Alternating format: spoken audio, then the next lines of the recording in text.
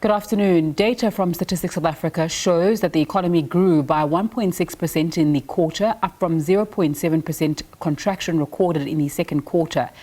Economists had expected the economy to grow at about 0.4% between June and September. The agricultural sector recorded impressive performance on the back of increased economic activities reported for field crops and horticulture products.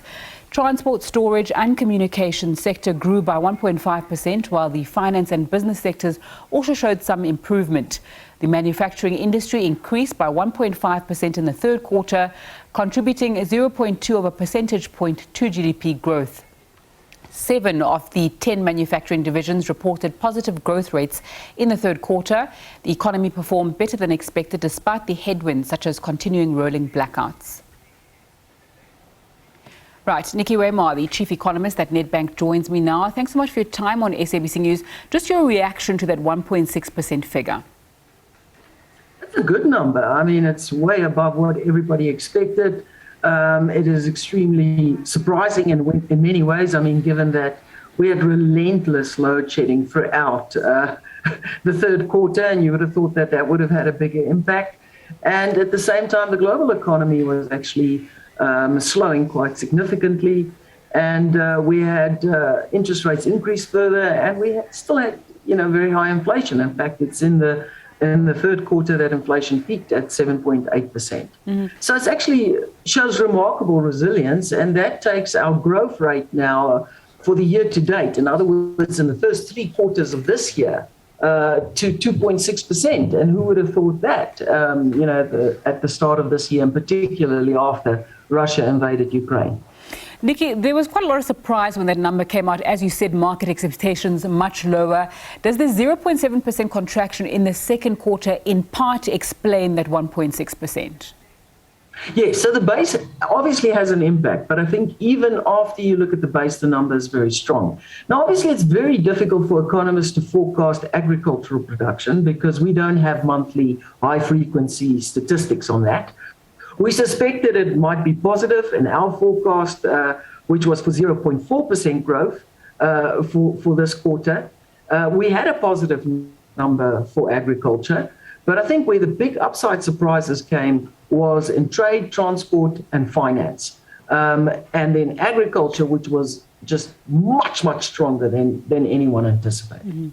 Is there anything to read? But, I think also another thing to bear in mind, if we look at this economy from the expenditure side, if you look at Statistics SA's numbers from the expenditure side, it does reflect a bit of a different story. It actually shows that consumer spending contracted by 0.3%.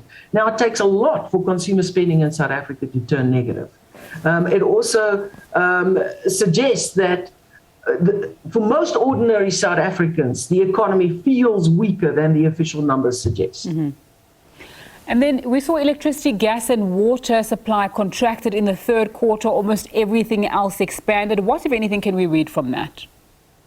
I think that just reflects load shedding. It reflects the troubles at Eskom and, just the constant struggle to maintain electricity production in a constant and reliable and predictable manner.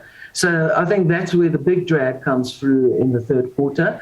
That number has been negative for a very long time and probably will remain negative until we've actually resolved the issues at Eskom. I mean, I know that the third quarter figures just came out at 11:30. Is it too soon to even predict what may happen in the fourth quarter, especially considering what we know about growth in the previous 3 quarters and what we know about the environment now? Okay, so agriculture is still the wild card, if you like, a big swing factor that could provide quite a big boost. I mean, if you had positive spending in the third quarter, it's very difficult to imagine why it would suddenly turn negative in the final quarter of the year, because obviously your planting season starts and we've had good rains. So we've been very fortunate as a country from that perspective. Mm-hmm. So that will probably still remain positive. But I think that the worrying bit here is the contraction in consumer spending we saw in the third quarter and the numbers we just got. Is that going to intensify in the final quarter of this year? Are we starting to see that consumers are now increasingly feeling the pain of the earlier rise in inflation and the rise in interest rates, and is that starting to affect them? That's difficult to say at this point. We're looking at a fairly weak number for consumer spending, but still a positive number in the final quarter. We expect the economy to continue to grow, but again, we anticipate that it will slow quite significantly from the number we experience today, because now the base effect also reverses. And so we're looking at about 0.1% growth in the final quarter. Sure. Nicky Weimar, Chief Economist at Nedbank, just giving us reaction to those GDP figures that came out. Thanks so much for your time on SABC News this afternoon. Absolute pleasure.